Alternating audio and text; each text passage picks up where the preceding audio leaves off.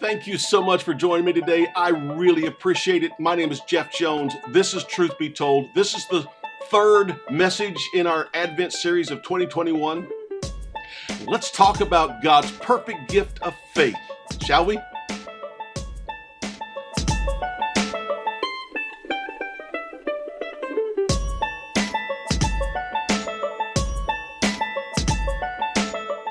We use faith every day, don't we? We do. We use faith every day. We have faith that the oncoming traffic won't cross the center line.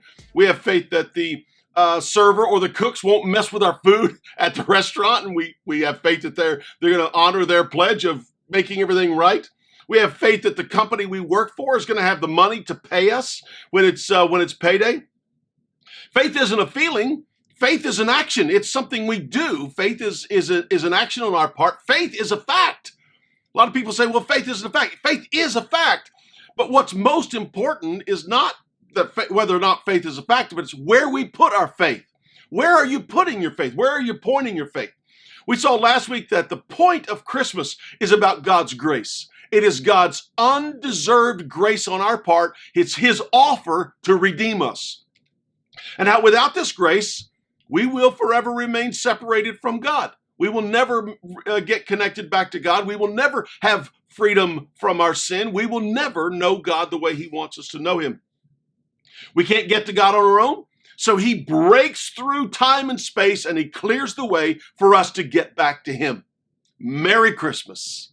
Merry Christmas. That's what this is about. The ability to believe or disbelieve was given to humanity at creation.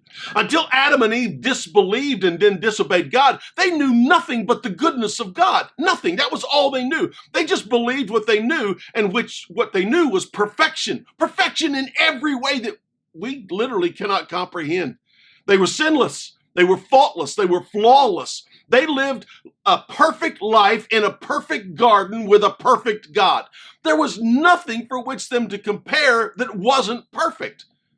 We only know perfection compared to what is imperfect. They knew no imperfection whatsoever. It's hard for us to comprehend that, isn't it? But then Satan, that fallen angel from heaven called Lucifer at the time, but when he was in heaven, in the form of a snake, of a serpent, he comes along and he convinces them that there is a more perfect perfection, and they jump on it like flies on a horse. If you'll just go and do what God told you not to do, then you'll be just like God. Do you ever wonder why they didn't just go to God and say, hey, God, what is going on here? Why is he doing this? Why is the serpent saying this? They didn't. And suddenly, in one fell swoop, the perfection that they knew as normal died, and they were cut off from their perfection. They were cut off from their Creator God. And now they're alone, and their eyes are open to their nakedness, their sinfulness, and their isolation from God. Their once perfect life in their Creator is gone, and in its place is death and this massive gulf which they can't cross to get back to God. The sin nature, the spiritual death, will now be passed to every person who will be born from them, from their time all the way till time ends.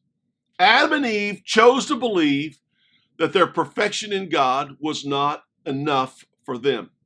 But when they were created, they were given a perfect gift, and that is the ability to believe or disbelieve.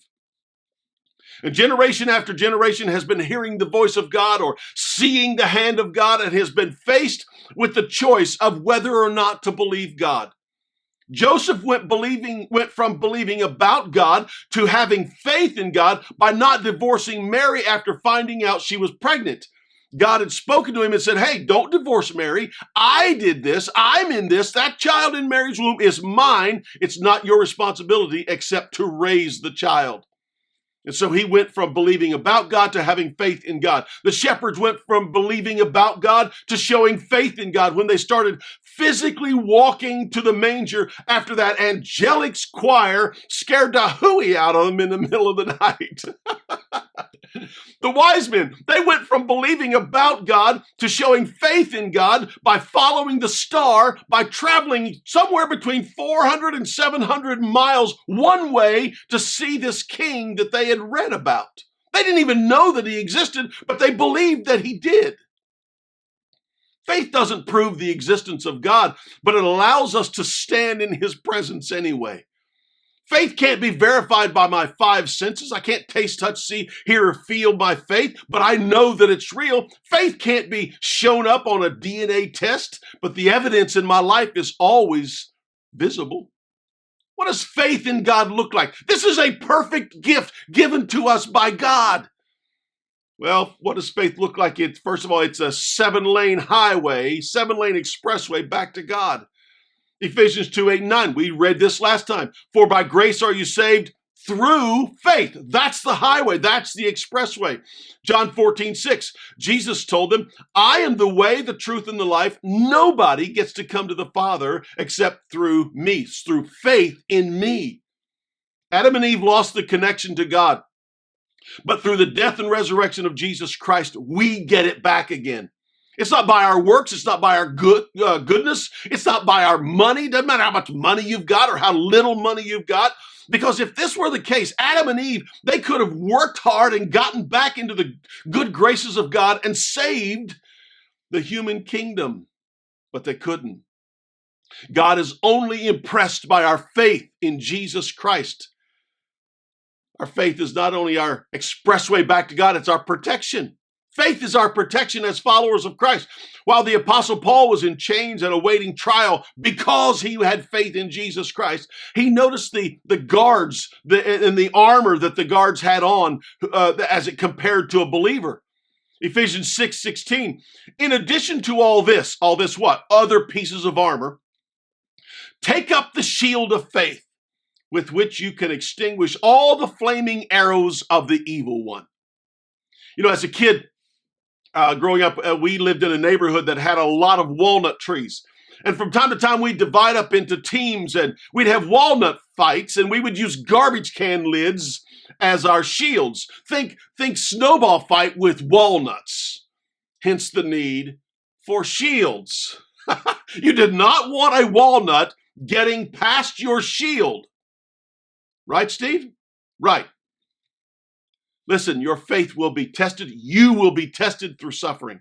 You will be attacked. You will be misunderstood. You will be lied about. You will be thrown under the bus, and you will likely lose a friend or 10.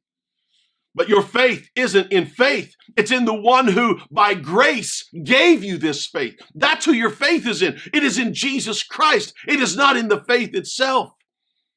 Our faith is our protection. Our faith is also our power. The apostles, they knew the importance of their faith when they asked Jesus to increase their faith in Luke 17:5. And what they meant was, we need more power, Lord. We need more power. This increase of faith wasn't so that they could perform more and greater miracles. It was so they would have the power to forgive and love and neither be offended nor offend. It was the power to live a life pleasing to God. They realized they weren't going to be able to do this on their own, so they needed more faith in God. In our house where we live right now, if you run the microwave and the toaster at the same time, the breaker will blow, and you're going to lose all power to the microwave. The toaster stays running, but the microwave just shuts off. And what good is a powerless microwave? It seems like everything in the world in the world around us is trying to cut in on our faith and cut our connection to God these days. If it's not car problems, it's coworkers. If it's not job layoffs, it's illness. If it's not marriage problems, it's bill collectors, and on and on and on and on. Something is always trying to cut in on us and cut the power between us and God through our faith. Donner Atwood tells a story about a house catching fire one night, and a young boy was forced to climb to the roof. The father stood on the ground below, calling to his son, "Jump! I'll catch you!" He knew his son had to jump in order for his life to be saved. But all the boy could see was the flame and the smoke and the blackness. And as you can imagine, he was afraid to jump from the roof. His father kept telling him, "Jump, son, I'll catch you." But the boy kept protesting, "Dad, I can't see you." To which the dad replied, "But I can see you, and that's all that matters."